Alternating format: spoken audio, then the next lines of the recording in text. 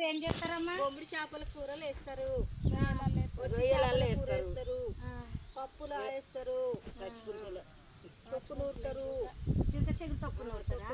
నూరుతారు. ఒట్టి చేపలలో వేసి ఉంటారా?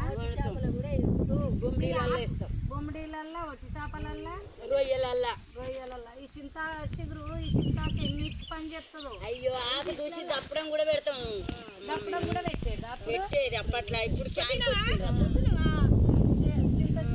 చింతాకు విసికి దప్పడం పెడితే పిసికి దప్పడం పెడితే తిండి వచ్చి ఎంత మంచిగా ఉండేదమ్మా అప్పుడు.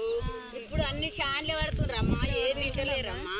రుచి బాగుంటది కదా, రుచి బాగానే ఉంటది. ఎండాకాలం అయితే పుల్ల పుల్లగా బుక్క ఎక్కువనే తింటాం. మనం పొద్దాక పని పోయి వచ్చి పుల్ల పుల్లగా కమ్మగా ఉంటుంది అని తింటాం. ఈ చింత చిగురు ఎన్నిటికి పని చేసేది, ఎంత మంచిగా పని చేసేది. చెయ్యి వస్తుంది, మంచిగా పని చేసేది కదా.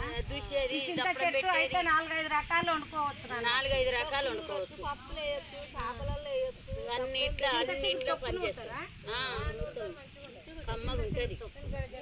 పొట్టి చేపలలో వేసేది నీళ్ళల్లో కూడా వేసుకుంటాం, నీళ్ళల్లో వేసుకుంటాం, రొయ్యలలో అయితే ఇంకా బాగుంటుంది.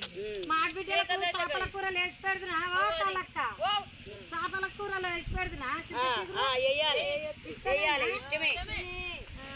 మాడిబిడ్డలకు చింత చిగురు చూసుకొచ్చి రేపు తీసుకొస్తా. నాకు వడది చింత చిగురు,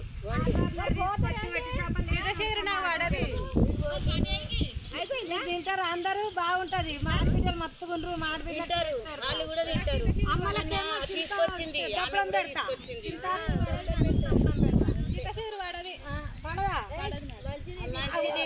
దప్పడం పెడతది. దప్పడం బాగుంటది. దప్పడం ఎంత బాగుంటుందో. ఇంత రోట్ల బియ్యం రోట్లు వేస్తే సూపర్ ఉంటది. బియ్యం పిండి పోసుకుంటే తింటే కూడా కమ్మగా ఉంటది.